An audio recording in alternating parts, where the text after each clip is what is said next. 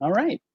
We are live. Well, thank you very much for joining us today. I'm John Cavalier from Cavalier House Books in beautiful Denham Springs, Louisiana. And I am very excited today to be joined by Mr. David Barry, who has written a fantastic essay on nostalgia. And I thank you very much for being with us today. Definitely, I'm very happy to be here in so much as here is here. You Here know is what I here, Yeah, yeah. yeah. Well, I had a great time reading your book. I've actually read it twice. The first time that I found it, I read most of it in a hotel lobby in Baltimore last January when I was at the American Booksellers Association Winter Institute and found an advance Right. copy. And then I just reread it over the past few days so that I can make sure that I sound intelligent when speaking out loud and whatnot. And it's funny, it's thoughtful, and it is really well done. And I think you hit all the high points in my head, but there are a couple that I will point out as the evening proceeds. But anyway, I thought we could get started by you giving us kind of a working definition of nostalgia, because it's one of those things that we all feel, we all know what it is, but it's really hard to kind of say that's it. Yeah, I think that's right. I think, to be honest with you, that was kind of part of what attracted me to the subject, I think, was the fact that it's like ubiquitous but fuzzy, and hard to pin down. So, I mean, literally, nostalgia means essentially just uh, homesickness, I guess. Like that's the literal Greek translation of the words, nostos and algia.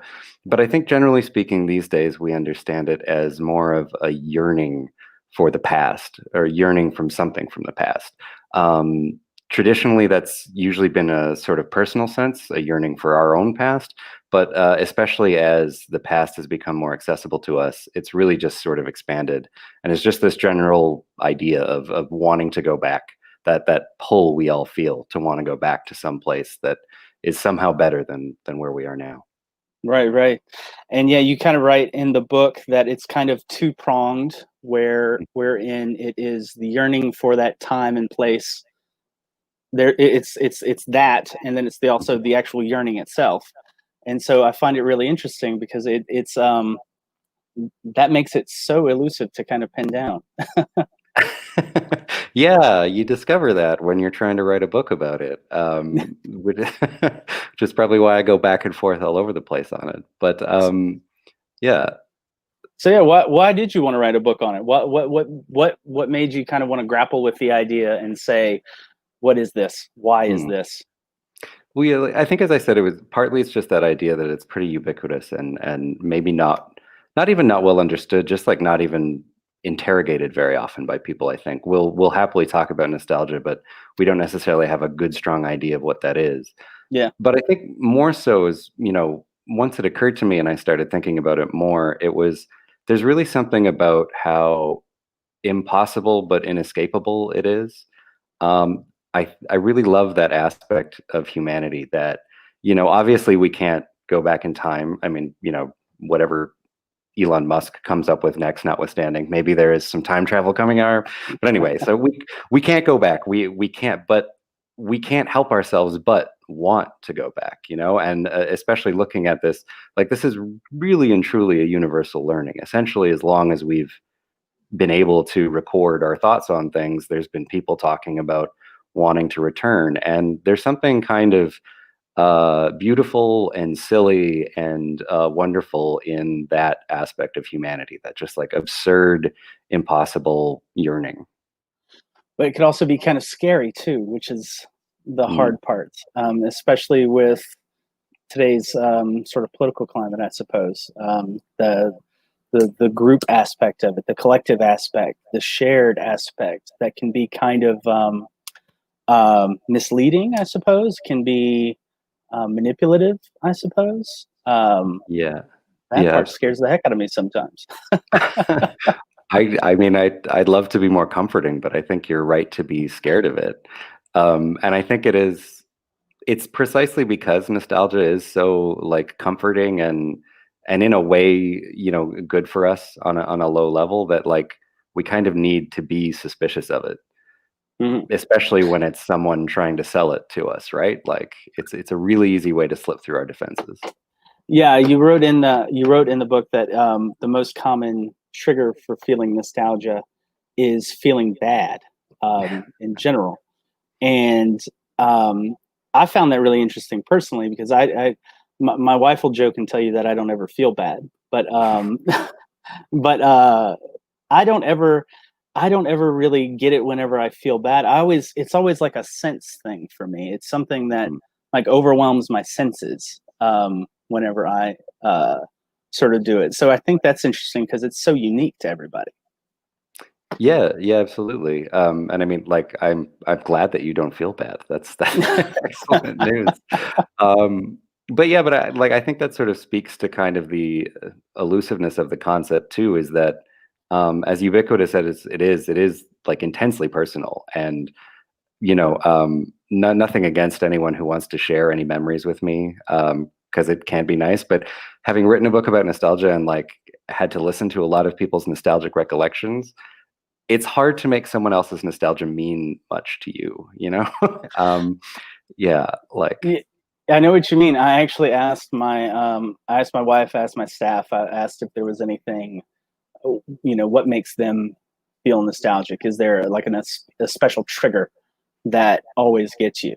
And it's interesting because, I started off with um, whenever I hear a police song, I always go back in time immediately to when we were opening our store here because we had a cheap CD player in the store, and that like the Police's greatest hits stayed in it for like 6 months, and I listened to it over and over and over again. And so anytime I hear a Police song, but the interesting thing is, once I share that, it's like a domino effect where everybody's like, "Oh yeah, and here's mine, and here's mine, and here's mine," and yeah, yeah, it's so much fun to just revel in. yeah. Well, I mean, that's it, right? Like, this is, I mean, I think most of our fun, nostalgic experiences are sort of sharing it with each other and finding those weird common threads within us. It is one of those experiences, while it is unique, it unites us, and it's so I don't know, heartening or something to be reminded of like that, like atomic level of connection with people, right? That like, oh yeah, we are all walking around with just this like incredibly deep well of emotional experience within us.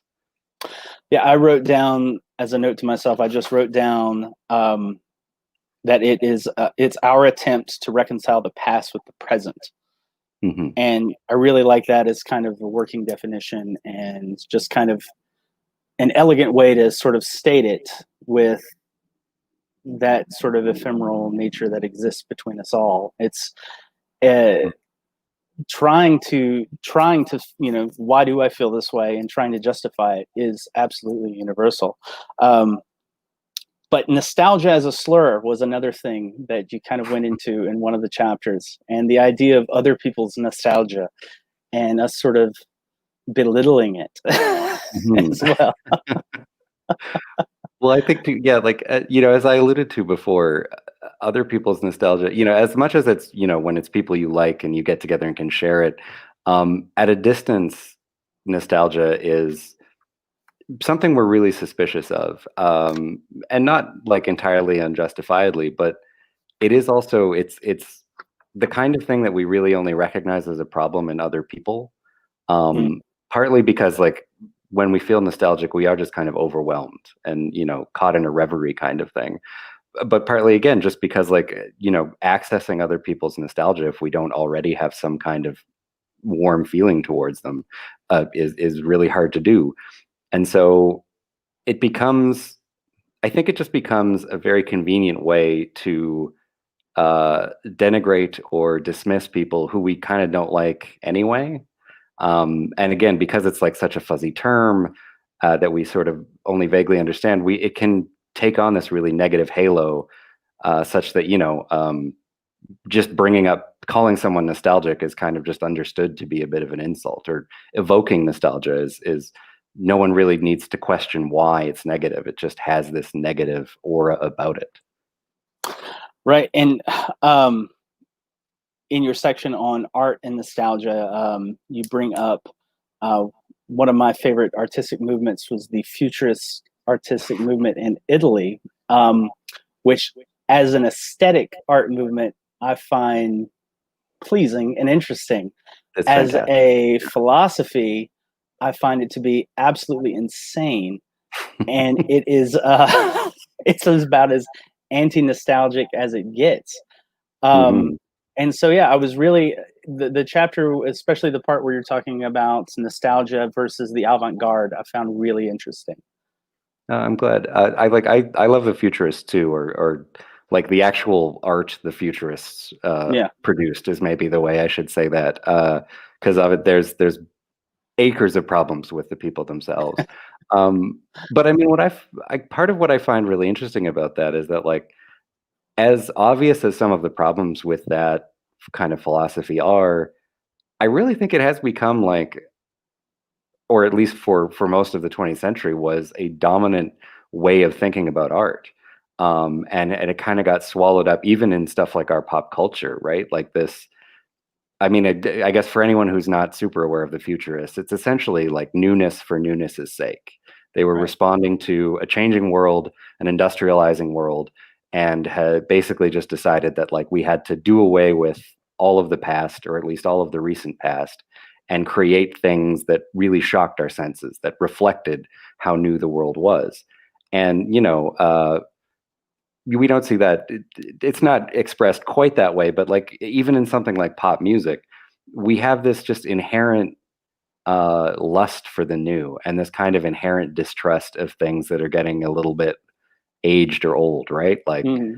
I think of the Rolling Stones, for instance, who are just like sort of universally, well, loved, but also every time a new thing comes out, it's like, oh, look at these aging, can't give it up, just like cranking it out. But, like, you don't have to shift your perception much to be like, well, they're artists. They've been artists their entire lives. Like, they're not going to give up making art just because they're 70 years old. Like, we don't have a problem with, Martin Scorsese doesn't get that stuff when he makes another movie, but it's just like, it's just so swallowed in um, our assumptions about these things and what they should be. And yeah, and like, you really truly can kind of trace it back most purely to these, yeah, Italians at the turn of the century who turned into fascists. But Yeah, I think that's really interesting. I've a lot of my recent reading has been centered around the idea of fascism and the history of fascism and where it comes from and all of this. And so, the idea of the futurists and how they're sort of the violence of their movement was sort of co-opted with the nostalgia of like Italian fascism that came after it. And mhm. so it's really interesting that I find it endlessly fascinating that you could be so vehemently like against something and then just do a 180 and go the opposite direction a lot of the time. And I find that to be like the most fascinating transition, and it's nostalgia essentially that made that possible. Well, yeah, yeah. I mean, I do feel like the simpler explanation for this is that, like, people are not philosophically consistent, and the thing they love most of all is a prime position. And so, it's like when it was convenient for the futurists to be like, screw all the old art, only care about our art, they were into it. And then when it was like, oh crap, I need like a patronage appointment from Mussolini, it's like, yeah, great, Roman history, whatever you want, man. Uh, but yeah, I mean, I guess to go back to your point, I think it's interesting too that, and I feel like it ties in a little bit too with the fact that, most of them were maybe in their 20s when they were espousing their true, like, avant-garde ideas. But if you look at, like, broader culture, or even just like the people they were specifically criticizing, like Marinetti, the guy who's kind of like the lead futurist, or at least their lead manifesto writer, wrote against people like Baudelaire and Poe, who were nostalgic in a sense. They were certainly sentimentalists, but they were living in this history, and there is this sense that, like, they were in a grand, socio-historical sense, kind of like the last gasp of this culture that was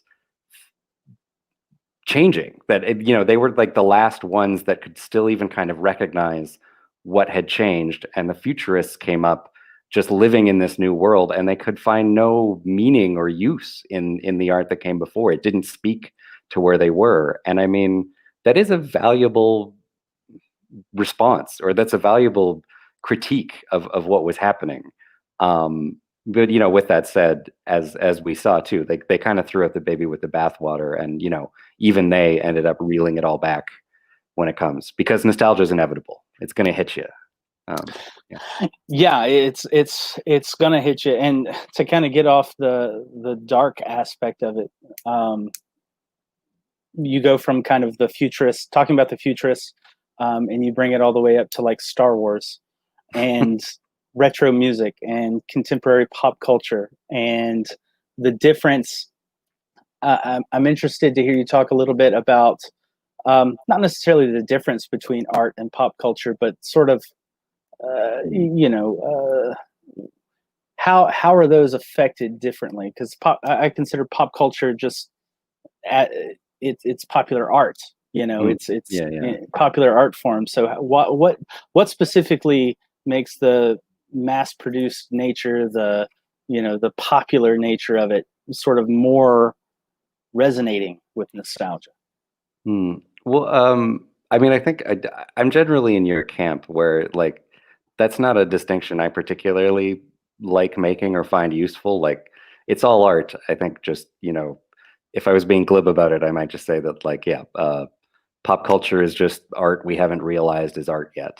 But I do think really what I think it boils down to is the fact that when it's something like pop culture, we're usually far more aware of the circumstances of its creation, generally. So, like, I don't really know much about the economics of Shakespeare or Poe or whoever, but I know what is behind the thinking of Disney when they're putting out another Star Wars movie.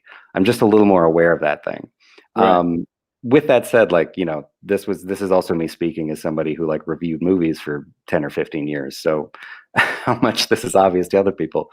But I do think that's just sort of the basis of it, is that we have a greater sense of its context, and so we can start to attribute things like trying to sell us nostalgia to it in a way that we just would not be aware of for so many other pieces of art.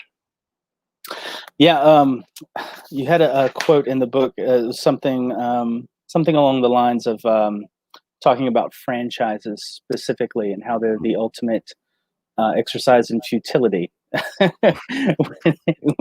with reference to nostalgia. Yeah, well, I think what's really fascinating about that is that, so specifically Star Wars is the one that comes up frequently, and I mean, not entirely unfairly, Star Wars gets hit with the nostalgia charge constantly, and it's kind of assumed that a big part of this appeal is like, oh well, I'm just going to recreate the experience of me being 9 years old watching Luke Skywalker do the thing, even though, like, I was born well after that and I've seen all the Star Wars movies. But anyway, the point being, though, that's just that, like, it's assumed that that's what's bringing people out, is this, warm, fuzzy feeling from their childhood that they're trying to recreate. Except that also, like, Star Wars is just culture now. It has been around pretty much continuously in some form, whether it's the actual films or video games or books or whatever, for 40 or 50 years. There's a pretty good chance that, assuming we are around in 100 years, Star Wars will be in some way definitive of this time frame. Like, it might not be like the work of art, but it's like, it's going to be something people kind of have to reckon with. And so to assume that it's just nostalgia, or that it's just about wanting that fuzzy feeling, is I think pretty narrow-minded on our part. And I think, like, I talk about this a bit in the book too, but it's just, no one accuses Shakespeare festivals of being nostalgics, right? That's just living culture. That's just exploring who and what we are as a people, kind of thing. And like, at this point, you kind of like, Star Wars is that too. It just is. Right, and I'll tell you the truth. You kind of helped me understand Star Wars a little bit more. I'll tell you that much because I didn't grow up watching Star Wars. I didn't watch it until later in life. But my wife, her family loved Star Wars, and her dad loved it. And it's interesting to see the line between um, my father-in-law, my brother-in-law, and then my nephews, because they all watch it in different ways, and then they all appreciate it for different things. And it's been really interesting to kind of see, um, you know, the older generation show like, oh yeah, we're going to be excited about this, and then the younger generation's like, yeah, I don't care about that. I'm excited about this. Right. But they are all having, like, the same kind of experience with the same pop cultural artifacts. It's like, they'll take what Yeah. they want out of it, but it's still there. There's plenty of other things from my childhood that I'm 100% confident my children will never have to deal with ever. Like, but they're probably going to have an opinion on Star Wars. Well, another thing you talk about is kind of nostalgia as sort of a search for authenticity as well, wherein um, you don't really have to do these difficult things anymore, but sometimes people seek them out because they're sort of deemed more authentic, or they're deemed more real. And Hmm. so nostalgia kind of has that tied up in it as well, that search for the authentic. Yeah, this was a really popular concept, especially with, kind of the postmodernist thinkers, or even just existential thinkers. But that essentially bled down into, I think, part of that fuzzy soup that we understand in nostalgia, which is that, well, I mean, on a personal level, nostalgia is very, very tightly tied to our sense of self, right?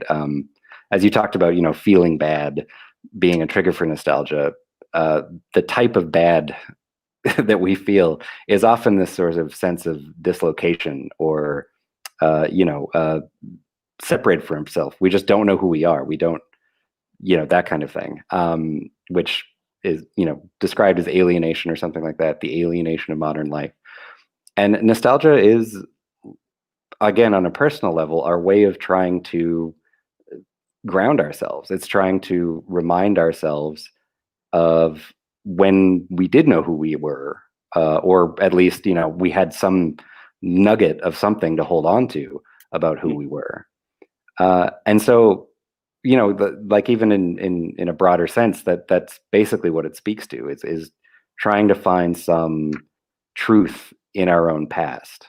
And even if that truth is kind of illusory or fuzzy, or it didn't really happen that way, it doesn't really matter, because it's about turning it into something that we can use now.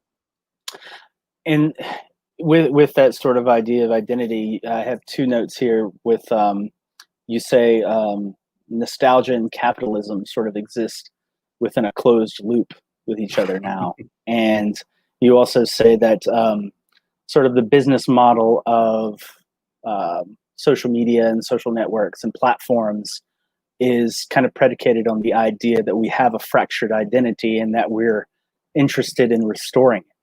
So in in that line of thinking, or do you think that we're destined to just be more nostalgic and just keep just keep on in this loop, and or do you think that we'll find a way to get off of it, or what do you Well, think? we could throw out capitalism. It might. Well, I guess, speaking to the first part of that question, I talk specifically about consumerism more particularly, and not that there's that big a distinction, because I think consumerism is just sort of like the practical application of capitalism in a lot of ways. Um, and I promise I'll get back to the social media stuff in a second. But uh, like, that idea of it being a closed loop or something is just that, as we talked about before, the fundamental aspect of nostalgia is this yearning, and the thing that keeps drawing us back to nostalgia is the fact that yearning can never really be sated, right? Even if it feels like we're better a bit, it always goes away again, and we have to return to it. And that's like the base level desire inherent to consumerism, right? Is we need to constantly be feeling this yearning for something else, but it can't ever be truly satisfied, because if it is, presumably we'll stop buying stuff. So we need to keep just plugging that hole with something. So this is why these are two really sympathetic ideas, and why I think nostalgia has, it was not created in any sense by capitalism or consumerism, but it's just been promoted, I think, so thoroughly by that, because they're completely sympathetic desires. To extend that forward to social media, I mean, I think, social media is just kind of the consumerist ethos, the capitalist ethos, concentrated, put into hyperdrive, whatever you want to call it. And, uh, this isn't anything new, but because they're so good at it, it becomes more obvious that essentially what they're trying to do is atomize our sense of self, is break us down into these sort of like saleable component parts, and get us to follow whichever thread they need to keep engaging with their platform. And so, like, again, this has been what companies have been doing for ages. There's a part in the book talking about how, back in the 40s, they were trying to figure out which brand of gas said what about people, right? And that's all they're really doing. It's just that social media is so much more ubiquitous and has so many more ways to slice us down that they're just frankly better at it. Right. And anyway, to get to the point about whether we can ever escape this loop, I am not sure, and I am not incredibly optimistic, because there is something just tremendously reinforcing about this, where you create this yearning, or even just this atomized, dislocated sense of self, and then you also fill it, or give what appears to be a patch to it, to keep people going, so you can then atomize them again. Nostalgia is a perfect, again, fit for that, because it does seem to give us this idea of ourself. It feels like it completes ourself. As and then we scroll to the next tweet and we feel terrible again, and we need something to fill that void again. And so, like, we might get out of it, but we haven't gotten out of this hamster wheel in the last 100 or 150 or 200 years. So it kind of just seems like they're making a better cycle every time they come up with something new. Well, you mentioned the word cycle, and it's interesting.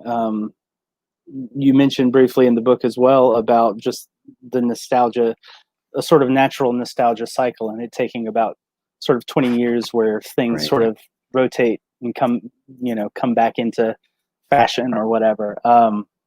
I think that's really interesting. Do you think that is accelerating because of that? I think so. This is sort of like the Happy Days theory of stuff, like, so yeah, like Happy Days was in the 70s about the 50s, and then that 70s show was in the 90s about the 70s. Anyway, but it's hard to tell if it's accelerating, like, on a wider scale, although I do think, like, nostalgia has never been more exploitable, just by virtue of the fact that, like, the past has never been more prevalent, or at least more accessible to us. And not necessarily all the past, but just enough past that we can really get lost in the weeds of it. So the thing I think is really interesting to see is less to do with, like, is that cycle sort of tightening, and more just like, what is going to happen when we reach a point where, which we're pretty close to, like, people who grew up essentially living on the internet, or who, like, most of their kind of meaningful experiences, what happens when they reach that sort of throwback period, because their experiences are not going to be accessible in the same way that, like, even mine are, right? Like, there are still physical objects, there are still things I can return to. As I talk about a bit in the book, you can't go back to, like, 2005 Facebook. There's just no way to do it. So, like, what's going to happen when, a 30-year-old who was born in 2000, so at 2030, wants to return to that thing? Will they even be aware that they can return in the same way that, like, I'm aware that I can go buy a transformer or something like that? Yeah, I think it's interesting because with nostalgia, we have this craving for, um, putting this particular memory into context for now. Mm, Um, but over the long term, I feel like we have sort of an inclination to examine that further. Where I was thinking about this earlier, and I was thinking about Twitter and how Twitter. They used to have the, what was it, 140 character limit, and then they mhm. extended it to 280 character limit.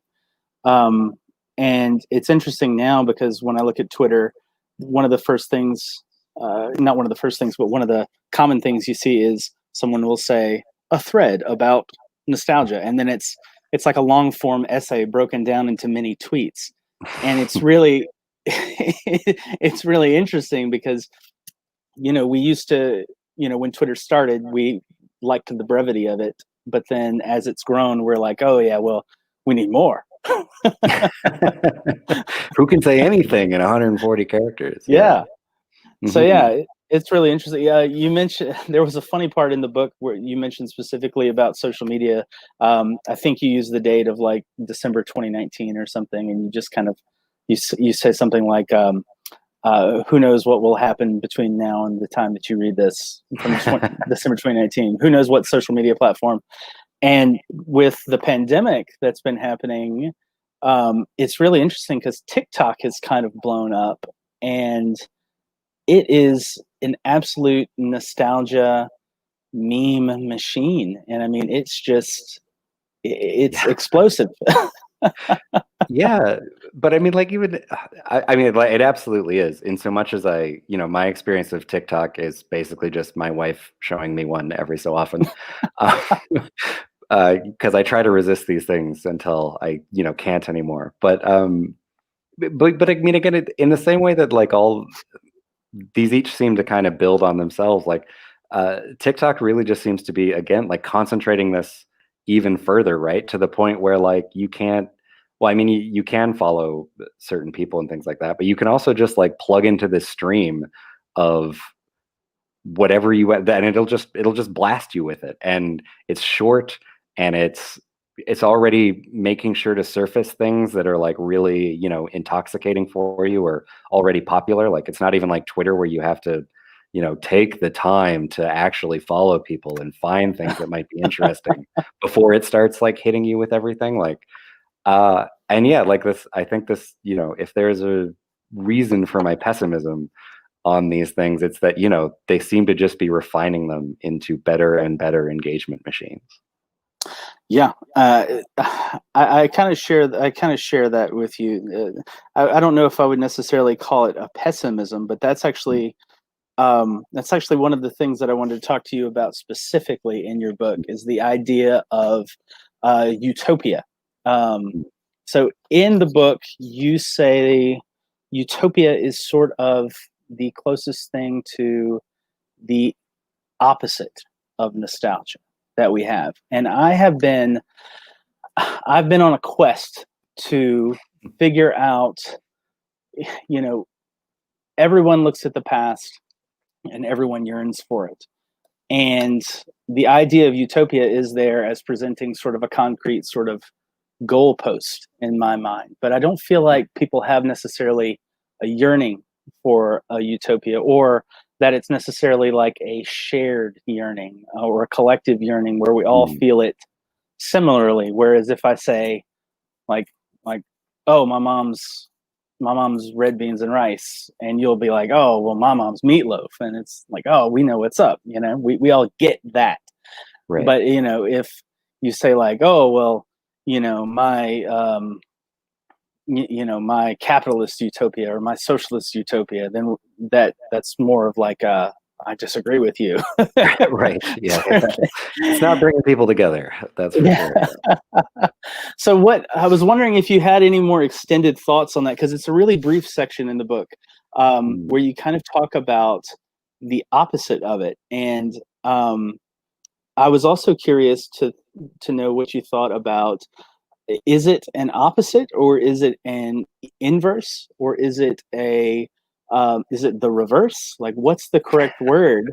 What's the correct thing that what's in my head? Because I don't think there's a word for it, and for I want exactly. someone to coin one. And in my mind, you would be like one of the leading candidates to coin this term for me. Oh God. Okay. I'm gonna need an etymology dictionary and like some Latin root stuff. And no, I mean like I think part of why it is hard to find um like a proper opposite, I guess, for this is that, it's just a simple thing of how we experience time and the fact that like, nostalgia, though, in a lot of ways it is a lie. Like it's not strictly accurate. It has that sheen of authenticity to it. We think of it as sort of basically true, provided we sort of generally agree with what the people are talking about.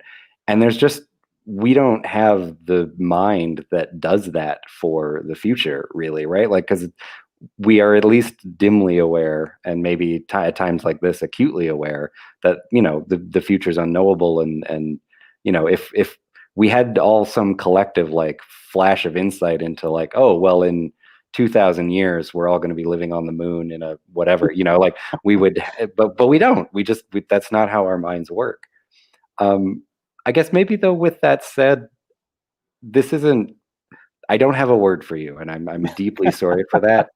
But like there is weird little agreements about that in our disposition towards the future. Like maybe it's a little less true now, but certainly for a long, long time, we all sort of assumed that we were progressing somewhere, and I think especially sort of North American or Western capitalist society, whatever you want to call it, has been on this idea that we're marching forward, we're progressing as a species, and though we don't have the same end goal in mind, we do all think that that's what's happening. And in a weird way, that's part of what makes nostalgia seem so strange to us, or at least lets it stick out kind of like a sore thumb, is that it's like a wrench in the gears of this base level assumption that we all have that we're progressing, but whether it's the moral arc or just a scientific arc or what have you. So again, I will like consult my word having books and see if I can distill that into like one thing. But yeah.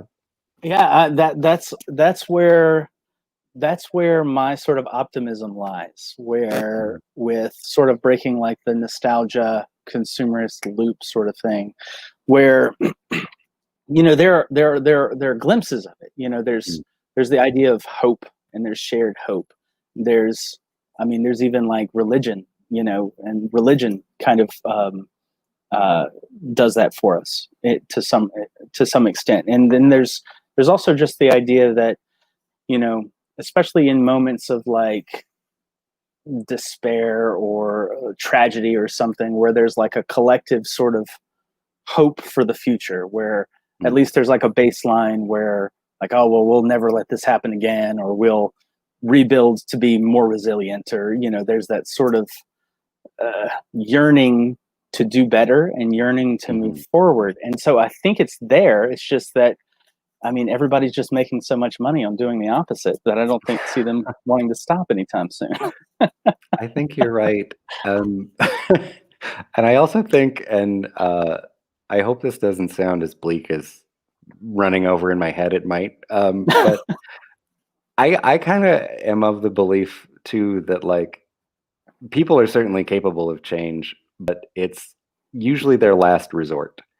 We usually don't change until we've like exhausted all other options. And if there is some hope for the future, it does kind of seem like we have exhausted a lot of other options lately. And so yeah, that like maybe we have just reached the point where like we can't put this off anymore. We can't try to finagle our way around this. Like we have to do some fundamental changes. But I write about nostalgia, not the future, for a very good reason. Yeah.